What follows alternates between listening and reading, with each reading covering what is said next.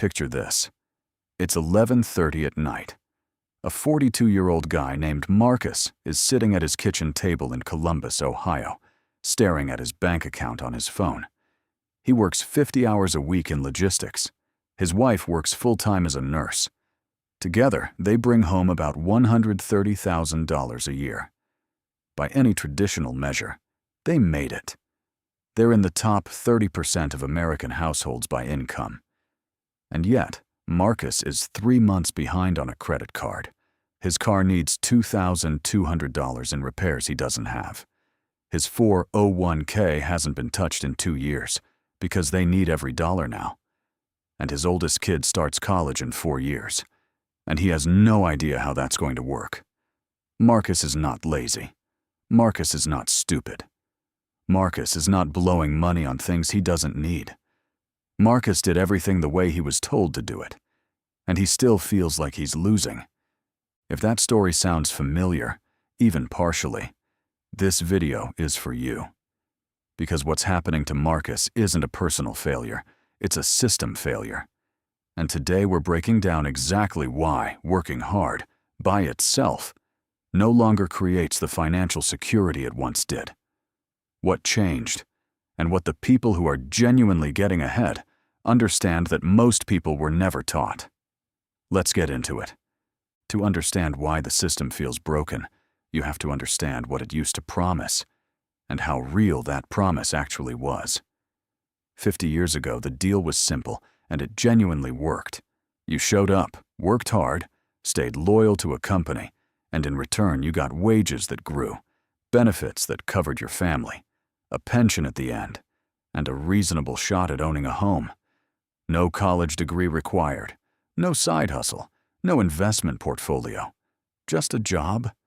In 1973, the peak of American middle-class prosperity, a single factory worker's income could cover a mortgage, support a family of 4, fund a car payment, and still leave enough for a summer vacation.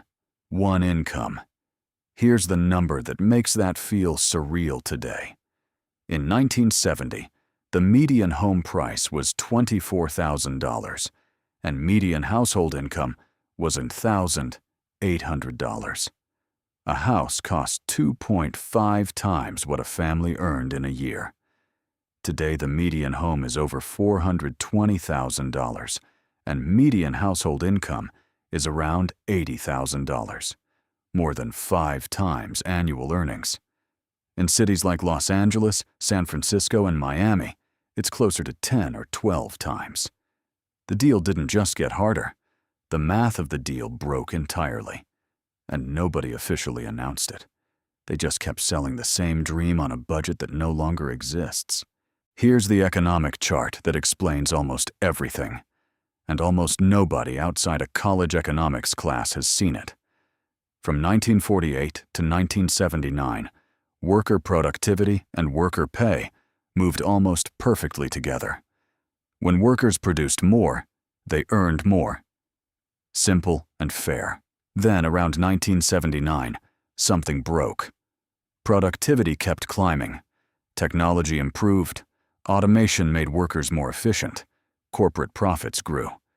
But wages, adjusted for inflation, flatlined. Since 1979, American worker productivity has grown by over 60%. Real wages for the typical worker? Up less than 18%. That gap represents trillions of dollars that went somewhere. To shareholders, to executive compensation, to stock buybacks, to capital. Not to labor. This is not a political opinion. It is a documented, measurable shift in who benefits when the economy grows. And most people working hard every single day have absolutely no idea it happened. Now, layer on top of stagnant wages a second problem, the explosion in the cost of the non-negotiables, not luxuries, the things you cannot opt out of. Housing, healthcare, education, and childcare, the 4 foundations of a middle-class life, have all grown dramatically faster than inflation and dramatically faster than wages over the last 30 years. Healthcare costs are up 250% above general inflation since 1990. College tuition is up over 300% above inflation. Housing in most American cities is up 200 to 400% above inflation. And childcare now costs more than college tuition in 28 states. Let that land. You need childcare to go to work, and childcare costs more than college in more than half the country. This is not a budgeting problem. You cannot cut your way out of a healthcare crisis. You cannot negotiate your rent down to 1995 levels. You cannot find a $40,000 house in a city with good jobs. The cost of existing in America rose dramatically. The income to cover it didn't keep up. And the gap between those two lines is exactly where the middle class is quietly disappearing. So when wages don't keep up with the cost of life, what fills the gap? Debt. And Wall Street spent 40 years making debt as invisible and frictionless as possible. Student loans with no income verification, credit cards mailed to college freshmen with $5,000 limits, auto loans stretched to 84 months, 7 full years, to make a $45,000 truck feel affordable at $580 a month. Buy now, pay later on groceries, clothing, even $14 lunches. The entire consumer financial system was redesigned around one goal: making it easy to spend money you don't have yet. Right now, Americans are carrying $1.7 trillion in student debt, $1.6 trillion in auto loans, $1.1 trillion in credit card debt, and over $17 trillion in mortgage debt. Tens of millions of households are not building wealth. They are paying for the past. Every dollar going to a minimum payment is a dollar not going into an investment account.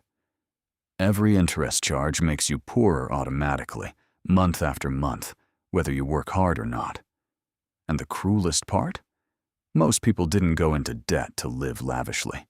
They went into debt to get an education, to get to work, to cover a medical bill, to keep the lights on. They borrowed to survive. And now survival has interest attached to it. Here is the most important financial concept most Americans were never taught in school.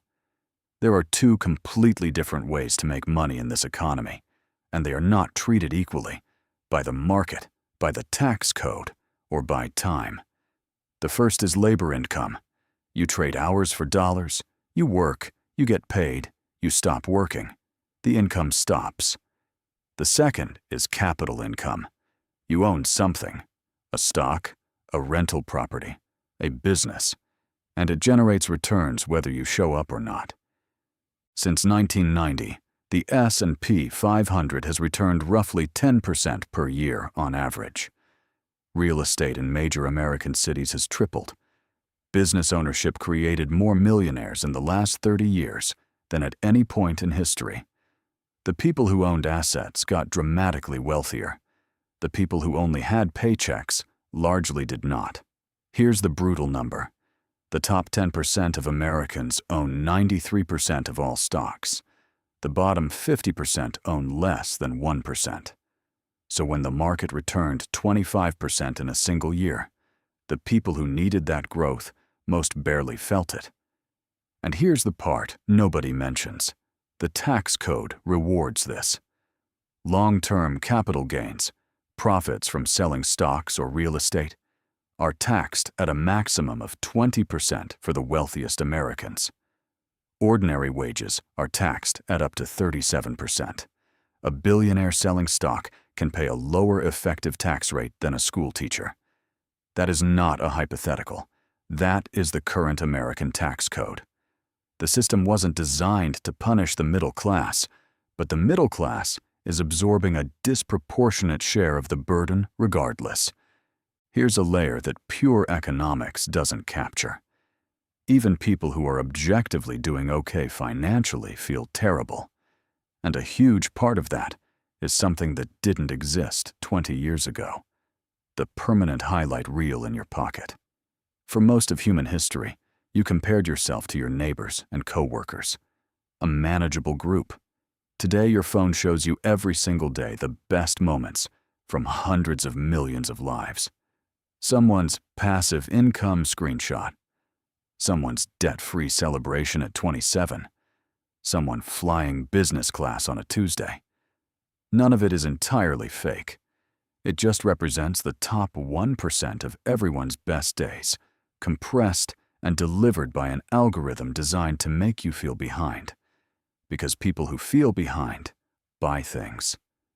Social media didn't create the financial squeeze, but it profits from the anxiety of it. And every time you feel inadequate, there's a course, a coach, or a credit card waiting to sell you a solution to a problem the platform helped manufacture. So what actually works now? The rules changed, and that means new rules exist. The people building real financial security today, at every income level, tend to understand a few things differently. First, they separated income from wealth in their mind. A high income is a tool, not a destination. Wealth is what your money does when you're not working. Every dollar you earn needs a job. Spend it, or put it to work in an asset. Money sitting in a checking account loses value to inflation every single month. Second, they invest early and consistently, even when the amounts feel small. A $200 monthly investment in an S&P 500 index fund, started at 25, becomes roughly $700,000 by age 65 at historical average returns. The amount matters less than the habit and the time. Third, they make housing decisions based on math, not emotion or cultural pressure. In some cities, renting and investing, the difference builds more wealth than buying. In others, buying wins clearly. The math decides, not what your parents told you. And fourth, they invest in skills that compound over time. The ability to sell, to build, to manage people, to understand data. Skills that make you more valuable every year are assets that no market crash can ever take from you. Hard work still matters. It always will. But hard work is an input, not a guarantee. It creates raw material. What you do with that raw material, whether you consume it entirely or invest part of it, whether you trade all of it for dollars or use some to build ownership, that determines the outcome. The economy your parents built their lives in rewarded labor reliably. The economy you are living in today rewards ownership, leverage, and compounding. That is not a moral statement or a political one. It is simply how the current system functions. And the sooner you see it clearly, without nostalgia for a past that isn't returning, and without despair about a future that isn't written, the sooner you can make decisions that actually move the needle. Marcus isn't trapped because he made catastrophic mistakes. He's trapped because he inherited a financial playbook written for 1975, and nobody gave him the update. This video is part of that update. Share it with someone who needs it. Drop a comment. What's the one financial rule you were taught growing up that you've realized no longer applies? I read every one and subscribe to Wealtho, because in an economy that keeps changing the rules, staying informed is the only edge most of us have. I'll see you in the next one.